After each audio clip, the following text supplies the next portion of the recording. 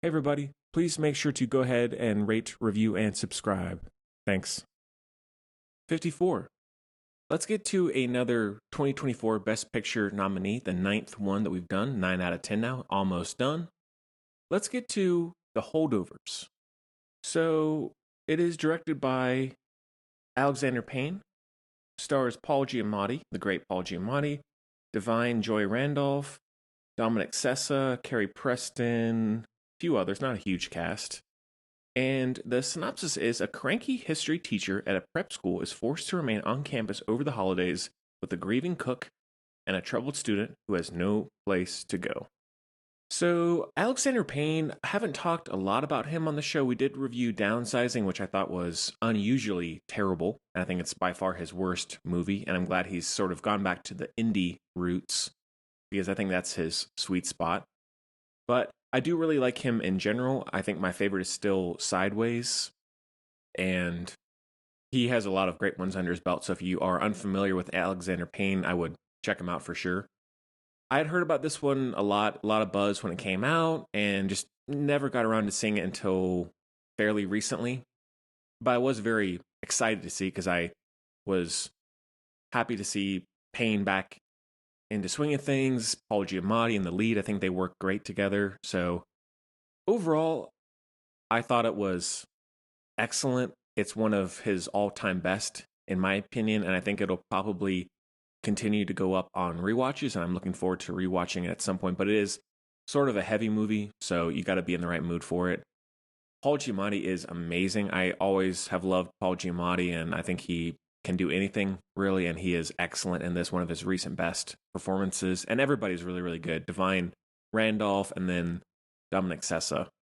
One thing with Alexander Payne that I always tend to connect with is he seems to have a pretty strong sense of melancholy in all of his movies in one way or the other. They're usually dealing with abandoned, lost, lonely people who have been broken in their lives, and they're just trying to make the most of what they have, trying to move on from maybe past mistakes or whatever it might be. And that's front and center in this movie. And I think that's something that really hits hard on Alexander Payne, just for whatever reason, has a real, genuine, earnest ability to inject those ideas and feelings very earnestly into all of his movies in whatever sort of fashion. So I think it's probably one of the best of the nominees. The three characters, the three actors who I've already mentioned, they're excellent together.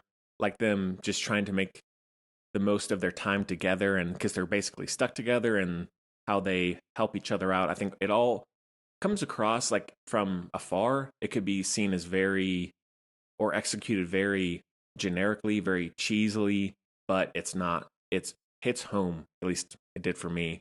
And the concept, and I think everybody can relate to this for sure, is Paul Giamatti's character, who's this very uptight, strict, needlessly brutal teacher. I think everybody's had one of those. I know I have, where they grade you so harshly and there's no real forgiveness there. They're like, well, screw it, you get a D plus even though you did a great paper. I think we can all think of a teacher in our lives. If you haven't yet, you probably will have one, or a boss, something like that. And so I love that. It's a very, very funny, genuinely funny movie. Alexander Payne has great comedy, great pacing, great dialogue comedically.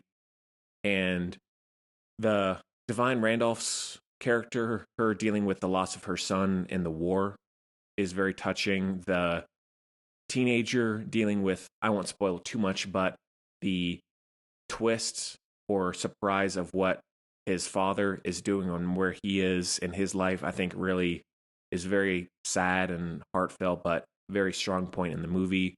Paul Giamatti dealing with his past and how he got to being at this school and all that. It really, there aren't any real flaws to the movie aside from it maybe being a little long.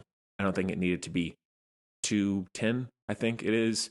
Could have been shortened maybe a little bit, but other than that, it's pretty flawless, I think. And it's one of those Payne-isms that, to me, it's something that I think most people can relate to in one way or the other. Like, it's not very distant.